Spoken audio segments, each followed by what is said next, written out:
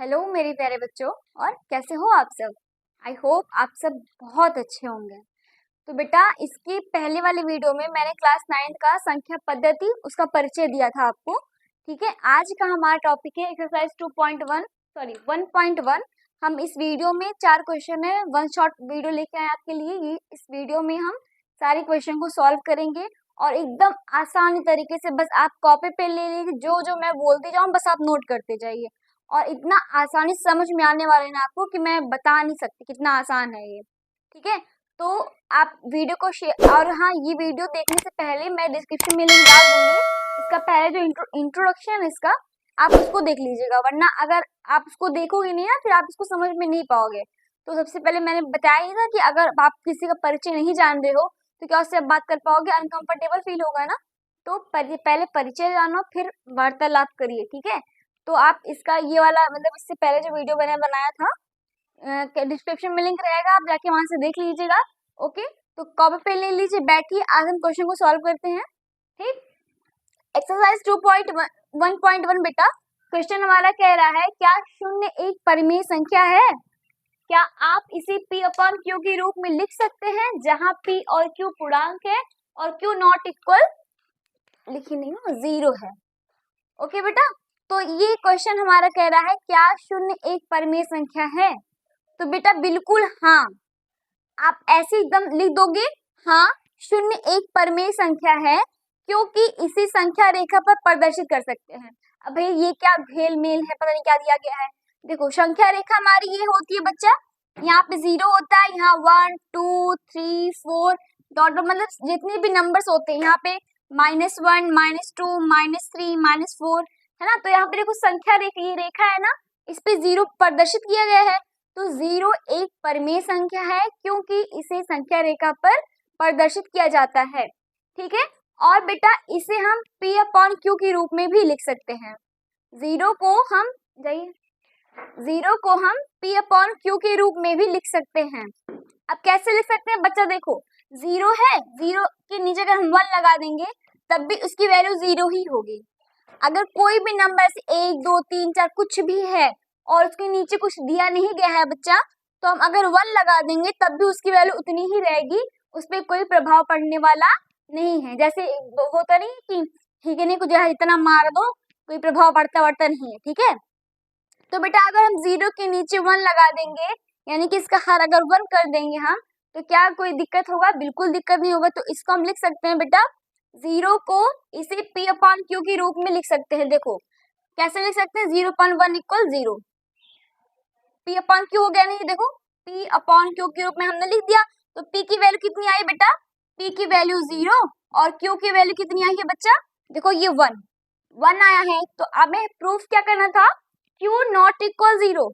देखो क्या Q का वैल्यू जो है वो 0 आया है, नहीं आया है। 1 2 3 अगर कुछ भी आएगा Q का वैल्यू तो वो हमारा हो जाएगा Q नॉट इक्वल 0, यानी कि Q 0 के बराबर में नहीं है। आई होप आप सभी को समझ में आया होगा। एक बार मैं फिर से थोड़ा सा रिवीजन करवा देती हूँ, देख लीजिए। क्वेश्चन आपका क्या कह रहा था, क्या शून्य एक परिमेय संख्या है। अगर कोई आपसे पूछे तो आप बेहिचक बताओ बिल्कुल भैया शून्य एक परिमेय संख्या है। और क्यों है, क्योंकि इसे हम रेखा पर प्रदर्शित कर सकते हैं। और सबसे बड़ी बात ये कि इसे P अपॉन Q के रूप में भी लिख सकते हैं। आई बात समझ में बेटा? आई होप आपसे भी बहुत समझ में आया होगा। आप स्क्रीनशॉट लीजिए इसका, फिर दूसरा क्वेश्चन हम देखते हैं क्या कह रहा है बच्चा। 3 और 4 के बीच में 6 परिमेय संख्या निकालनी है। 3 और 4 के बीच में कितनी परिमेय संख्या निकालनी है, 6 निकालनी है। ठीक है, तो हम कैसे लिखेंगे, सबसे पहले तो आप थोड़ा सा दिमाग लगा लो कि कैसे लिखा जाए। तो कितनी संख्या निकालनी है, 6 निकालनी, तो लिख लो यहाँ पे 6 संख्या निकालनी।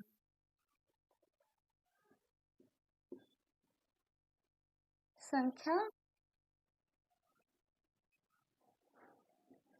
प्राप्त करना, ठीक, 6 संख्या प्राप्त करना है। तो देखो बेटा जब हमें 6 परिमेय संख्या निकालनी होती है तो हम क्या करते हैं, इससे बड़ा थोड़ा, तो जैसे 6 से बड़ा क्या होगा, 7 होगा, तो एक इसमें ऐड कर देंगे। 6 परिमेय संख्या निकालें तो यहाँ पे करेंगे 6 + 1 = 7। 6 + 1 बराबर 7, यानी कि हम 7 से 3 और 4 में ऊपर नीचे गुणा कर देंगे। नहीं समझ में? एक बार फिर से देखो, क्वेश्चन क्या कह रहा है, 3 और 4 के बीच में 6 परिमेय संख्या निकालनी है हमको। तो 6 संख्या हमें प्राप्त करना है, तो लाइक इससे बड़ा, तो 6 से बड़ा 7 होगा। अगर यही 6 की जगह बेटा 7 होता तो 7 1 8 हो जाता। समझ में आ रहा है? अब हम क्या करेंगे, आप लिख दे रहे हैं अंश और हर में, अंश और हर में 7 से गुणा करने पर, गुणा करने पर, अब देखो एक तो हमारा 3 है तो हम 3 लिख लेते हैं, ठीक है, और यहाँ पे 4 है, 4 लिख लो। अब मैंने आपको बताया था पहले वाले क्वेश्चन में, अगर जैसे 0 है, 1 है, 2 है, 3 है, 4 है, तो उसके नीचे कुछ अगर दिया नहीं गया है बच्चा, तो हम अपॉन 1 कर सकते हैं, कोई इफेक्ट पड़ने वाला इसमें नहीं है, तो हम कर देते हैं। और देखो यहाँ पे हमने क्या लिखा है बेटा, अंश और हर में 7 से गुणा करने पर, यानी कि दोनों में हम ऊपर नीचे किससे गुणा कर देंगे, 7 से। 7 से हमने गुणा क्यों किया है बच्चा, क्योंकि 6 परिमेय संख्या निकालनी है, तो 6 से बड़ा लाइक 7 है ना, 6 से बड़ा क्या होता है, 7 होता है, तो हम 7 से ऊपर नीचे दोनों में गुणा कर दिए, तो क्या हो जाएगा, 3 7 21 और ये 1 7 7, ठीक है, 4 7 28 और 1 7 7। अब देखो बेटा 21 और 28/7, इन दोनों के बीच में जितनी संख्याएं आ रही है वो सारा तुम लिख दो। अब देखो यहाँ पे हर सेम है और ये भी हर सेम है, तो हम सेम सेम लिख देंगे। तो 21 के बाद क्या आता है बेटा, दिख रहा है नीचे,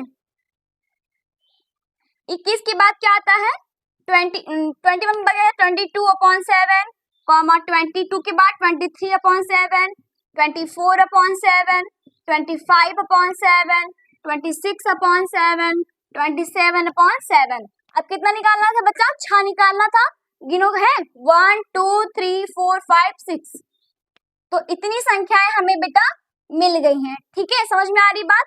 हमने क्या किया, 6 परिमेय संख्या हमें निकालनी थी, तो 6 से बड़ा क्या होता है, 7 होता है, तो हमने 6 + 1 = 7 कर दिया, और दोनों में ऊपर नीचे हमने क्या कर दिया बेटा, 7 अंश और हर में दोनों में 7 से हमने गुणा कर दिया।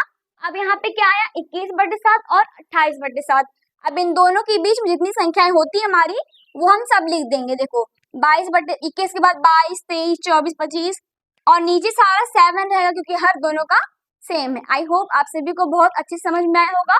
स्क्रीनशॉट लीजिए, फिर हम तीसरा क्वेश्चन बताते हैं। हमारा कंप्लीट हो गया है, अब हम तीसरे क्वेश्चन पे आए हैं। हमारा तीसरा क्वेश्चन क्या कह रहा है बेटा, एकदम ध्यान से देखो, कॉपी में नोट कर रहे हो ना आप, अगर पहले दूसरा वाला क्वेश्चन पढ़े होंगे अच्छे से तो ये वाला क्वेश्चन आप फटाक से कर लोगे, चुटकी बजा कर लोगे। देखो क्वेश्चन क्या कह रहा है बच्चा, 3/5 और 4/5 के बीच 5 परिमेय संख्या निकालनी है। मैंने उसमें क्या निकालना था, 6 निकालना था, इसमें 5 निकाल, तो 5 से बड़ा क्या होता है, 6 होता है। जैसे उसमें मैंने किया था सेम टू सेम, एकदम डिट्टो सेम हम वही कर देंगे, ठीक है। तो चलो करते हैं, क्या इसमें निकालना है, 5 परिमेय संख्या निकालनी है, तो 5 + 1 कर सकते हैं ना, 5 से बड़ा 6 होता है, तो 5 + 1 = 6 हो गया। अब अंश और हर में दोनों में पहले एक साइड लिख लो, 3/5 को एक साइड लिख लो और यहाँ पे 4/5 को एक साइड कर लो। अब बताओ इन दोनों में किससे गुणा होगा, इस 6 से गुणा होगा, 6 से गुणा होगा, यानी कि जो प्लस करने पे आता है बेटा हम उसी में अंश और हर में दोनों में गुणा कर देते हैं। तो यहाँ पे ऊपर नीचे गुणा कर दीजिए और यहाँ भी हम कर देते हैं अंश और हर में, तो कितना होगा, 3 छक 18 और 5 छक 30 और यहाँ पे देखो 6 24 5 छक 30। अब 18/30 और 24/30 में जितनी भी संख्याएं हैं सब लिख डालो। 18 के बाद क्या आता है बेटा, 19/30, 20/30, 21/30, 22/30, 23/30। कितना निकालना था, 5 निकालना था, 1 2 3 4 5 मिल गया ना। एकदम आसान क्वेश्चन, एकदम वैसे हलवा बनाया जाता है एकदम वैसे ही क्वेश्चन है, तो आपको बहुत अच्छे समझ में आया क्योंकि आप सब बहुत टैलेंटेड हो बच्चे। और इसमें मैंने कुछ किया ही नहीं है, बस जितना पूछा था उसमें एक प्लस कर दिया, उसके बाद ऊपर नीचे मल्टीप्लाई कर दिया, फिर इनकी बीच में जितनी भी संख्या आई हमने सारा लिख दिया। स्क्रीनशॉट लीजिए। अब हम आते हैं एकदम लास्ट क्वेश्चन। बहुत खुशी मिल रही है कि भैया इतना क्वेश्चन कंप्लीट हो गया है बच्चा। तो चलो लास्ट क्वेश्चन में क्या कह रहा है बेटा, नीचे दिए गए कथन सत्य हैं कि असत्य हैं, इसको कारण भी बताना है आपको। तो बेटा अभी मैंने आपको वीडियो की शुरुआत में मैंने बोला था जब तक आप इंट्रोडक्शन वाला वीडियो नहीं देखेंगे तब तक आप इस एक्सरसाइज को कंप्लीट नहीं कर पाएंगे, क्योंकि अभी यहाँ पे पूर्ण संख्या परमेय संख्या है और आपको पता होगा नहीं कि परमेय क्या होता है, पूर्ण क्या होता है, पूर्णांक क्या होता है, तो आप कैसे कर पाओगे। तो पहले तो आप उस वीडियो को जाके देख लीजिएगा। ओके, तो चलो बताते हैं। पहला क्वेश्चन हमारा है बेटा, प्रत्येक प्राकृतिक संख्या एक पूर्ण संख्या होती है, क्या ये सही है? बिल्कुल सही है, ये सत्य है। ठीक है, प्रत्येक प्राकृतिक संख्या एक पूर्ण संख्या होती है। इसका कारण क्या है? क्यों कारण क्या है बेटा? क्योंकि पूर्ण संख्या में सभी प्राकृतिक संख्या शामिल है। जो हमारी पूर्ण संख्या 0 1 2 3 4 5 ऐसा होता है ना, और प्राकृतिक संख्या 1 2 3 4 5, तो 1 2 प्राकृतिक संख्या भी पूर्ण संख्या में शामिल है ना, इसलिए ये कथन सही है। क्वेश्चन क्या बोला? प्रत्येक प्राकृतिक संख्या एक पूर्ण संख्या होती है। बिल्कुल हाँ होती है। क्यों होती है? क्योंकि पूर्ण संख्या में प्राकृतिक संख्या दोनों आपस में शामिल है। ठीक है ना, ये इसलिए ये सत्य है। दूसरा क्वेश्चन हमारा है बेटा, प्रत्येक पूर्णांक एक पूर्ण संख्या होता है, तो बिल्कुल गलत। कैसे गलत? अब मैंने आपको बताया था कि पूर्णांक दो प्रकार का होता है, ऋणात्मक और धनात्मक। तो जो पूर्णांक होता है वो धनात्मक और ऋणात्मक होता है, लेकिन क्या पूर्ण संख्या ऋणात्मक होती है? बिल्कुल नहीं होती। तो ये तो हमारा बिल्कुल गलत है। क्वेश्चन क्या बोला? प्रत्येक पूर्णांक एक पूर्ण संख्या होता है, नहीं होता।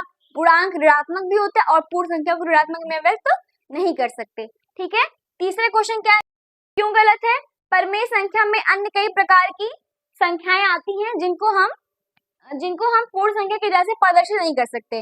अब परमेय संख्या में कुछ अपॉन में आ रहा है, कुछ रूट करके आ रहा है, तो क्या आप उसको पूर्ण संख्या में परिवर्तित कर सकते हो? नहीं कर सकते। तो ये गलत है।